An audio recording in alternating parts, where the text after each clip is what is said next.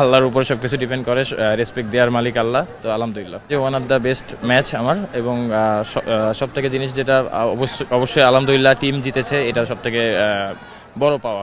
Captain একটা ম্যাচও হারছেন না, আগে সেই রহস্যটা একটু শুনতে যাচ্ছি। না, অবভিয়াসলি থ্যাঙ্কস টু গড, আলহামদুলিল্লাহ সব কিছুর জন্য। বাট আমার কাছে মনে হয় জাস্ট টুর্নামেন্টের আমরা হাফ ওয়ে আছি, লং ওয়ে টু গো। তো আমাদের অবশ্যই we need to keep our leg in the ground, so that's the important, so let's hope for the best ইনশাআল্লাহ।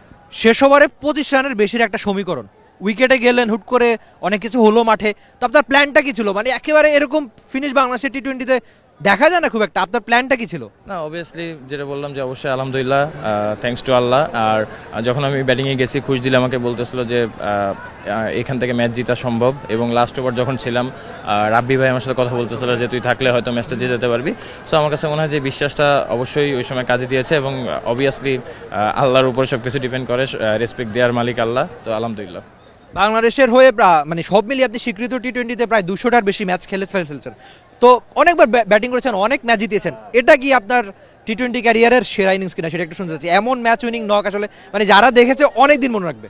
না, অবভিয়াসলি এটা আমার কাছে মনে হয় যে one of the best match আমার, এবং সব থেকে জিনিস যেটা অবশ্যই আলহামদুলিল্লাহ টিম জিতেছে, এটা সব থেকে বড় পাওয়া। আর মানে মানুষের ভালোবাসা নুরুল হাসান সবসময় পায়, তো এখন মনে হচ্ছে কিনা এমন একটা ইনিংসের পর ক্রাউডরা অনেক চিয়ার্স করছে আপনার নামে, তো তাদের জন্য নিশ্চয়ই কিছু একটা বলা রয়েছে। অবভিয়াসলি দেখেন, রংপুর রাইডার্সের অনেক বড় একটা ফ্যান বেজ আছে, তারা সবসময় আমাদের সাথে থাকে, অনেক সাপোর্ট করে। অবশ্যই তাদেরকে অনেক অনেক থ্যাঙ্কস, এবং যেটা বললাম যে অবশ্যই রেসপেক্ট দেওয়ার মালিক আল্লাহ। তো থ্যাঙ্কস টু আল্লাহ। আর আজকে কি বোলিংটা একটু খারাপ হয়ে গেছে নাকি উইকেটটা বেশ ভালোই ছিল, আপনারাও বেশ ভালো একটা চেস করলেন? না, অবভিয়াসলি বলাররা তাদের হার্ড অ্যান্ড সোল ট্রাই করছে, হয়তো প্রতিদিন একরকম যাবে না, হয়তো কিছু জায়গায় আমরা মিস্টেক করেছি। এই জায়গাটা যেটা বললাম লং টুর্নামেন্ট, তো ওই জায়গা থেকে আমরা কীভাবে আরও ভালো করতে পারি, এটা দেখার বিষয়। Thank you so much captain, সামনের জন্য অনেক শুভকামনা।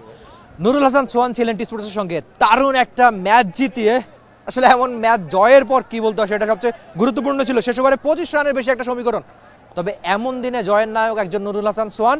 আর রংপুরের 6-6 এই টুর্নামেন্টে এই দলটাকে হারাবে কে, সেটাই যেন এখন সবচেয়ে বড় প্রশ্ন।